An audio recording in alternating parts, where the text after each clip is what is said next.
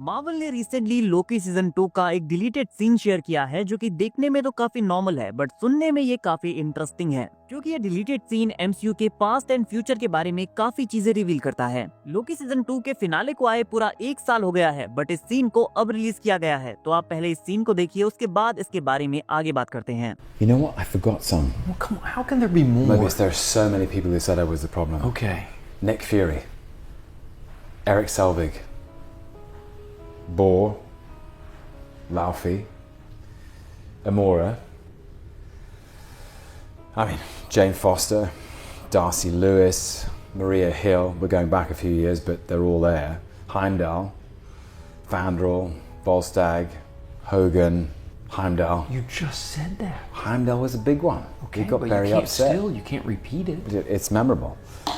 Absorbing Man. What about Donald Blake? Did I say him? Donald Blake is who Thor pretends to be when he goes to Earth.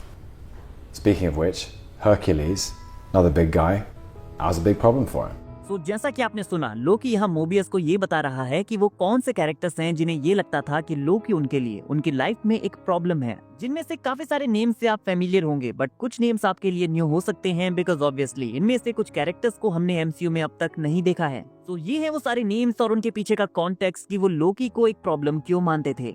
Shield director Nick Fury, and we all know कि Loki ने fury को कितना परेशान किया था। Scientist Eric सेल्विक को तो लोकी ने माइंड कंट्रोल करके एक पपेट की तरह यूज किया था। ऑडिन के फादर बोर का नाम भी वो यहाँ पर लेता है एंड अपने बायोलॉजिकल फादर फ्रॉस्ट जायंट्स के किंग लॉफी का नेम भी मेंशन करता है। जेन फोस्टर को भी लोकी ने काफी परेशान किया है, so it make sense. In fact वो डार्सी लुइस का नेम भी मेंशन करता है, तो इसका मतलब है कि डार्सी लुइस को भी वो अच्छी तरह से जानता था। मारिया हिल भी उसके टेरर की विक्टिम रह चुकी है। देन वो हाइमडल का नेम लेता है एंड 2 बार वो हाइमडल का नेम लेता है बिकॉज लोकी ने जो कुछ भी किया था हाइमडल ने वो सब कुछ देखा है। एंड वो अपने एसगार्ड की वॉरियर्स 3 फेंड्रल, वॉल्स्टैग एंड होगन के नेम्स को मेंशन करता है बिकॉज ऑब्वियसली थॉर मूवीज में उसने उन्हें भी काफी मुसीबत में डाला था। सो ये तो थे वो सारे कैरेक्टर्स जिनसे आप चित परिचित हैं, इनके साथ हमने लोकी का एनकाउंटर होते हुए देखा है और ये सबसे ऑब्वियस भी हैं।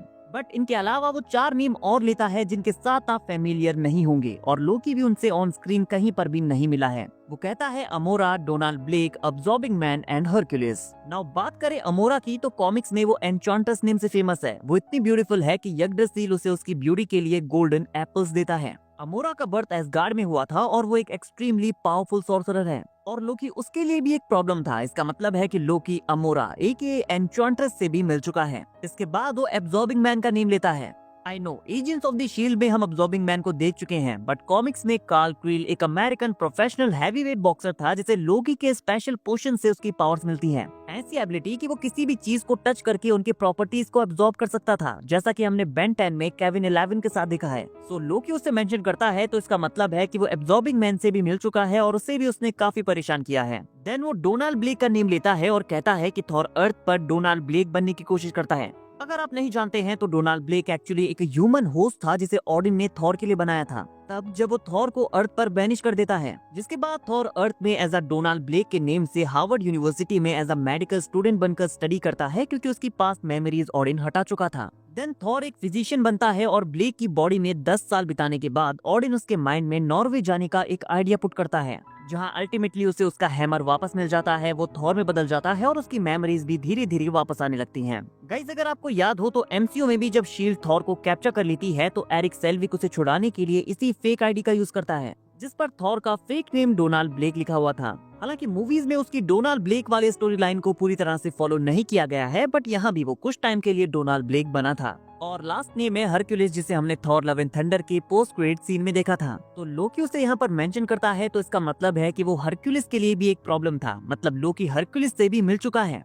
सो हम ये एक्सपेक्ट कर सकते हैं कि थॉर 5 में हमें इसका आंसर मिले जहाँ पर हरक्यूलिस को भी फीचर किया जाएगा और ये भी पता लगेगा कि हरक्यूलिस लोकी से परेशान क्यों था, बिकॉज लोकी के अकॉर्डिंग ये वो सारे कैरेक्टर्स हैं जो उसे अपनी लाइफ में एक प्रॉब्लम मानते थे। सो अगर थॉर 5 मल्टीवर्स सागा से पहले आती है तो हमें इन चीजों का आंसर जल्दी देखने को मिल सकता है because Thor love and thunder के पोस्ट क्रेडिट सीन में हरक्यूलिस को जिस तरह से सेटअप किया गया था तो वो डेफिनेटली थॉर 5 में आने वाला है। और हम जानते हैं कि मल्टीवर्स सागा में कुछ अननोन प्रोजेक्ट्स हैं जिन्हें अभी रिवील नहीं किया गया है कि ये क्या होने वाले हैं, तो ये प्रोजेक्ट प्रोजेक्ट थॉर 5 भी हो सकता है। तो शायद यहाँ पर इस डिलीटेड सीन को एक्सप्लेन किया जाएगा, जहाँ हमें अमोरा एके एन्चांट्रेस और एब्जॉर्बिंग मैन भी देखने को मिल सकते हैं, या एटलीस्ट हमें कुछ तो कॉन्टेक्स्ट दिया जाएगा कि ये डिलीटेड सीन क्या एक्सप्लेन करना चाहता है। गाइस, आपके अकॉर्डिंग थॉर 5 में इन सारे कैरेक्टर्स को फीचर किया जा सकता है या नहीं, कमेंट करके जरूर बताइए। और अगर इन सारे कैरेक्टर्स को यहाँ फीचर किया जाता है तो आप कौन से कैरेक्टर को देखने के लिए सबसे ज्यादा एक्साइटेड हैं, ये भी बताना मत भूलना। वीडियो अगर अच्छी लगी हो तो वीडियो को लाइक और चैनल को सब्सक्राइब करना ना भूले, बिकॉज मार्वल रिलेटेड अपडेट्स हम डेली लाते रहते हैं।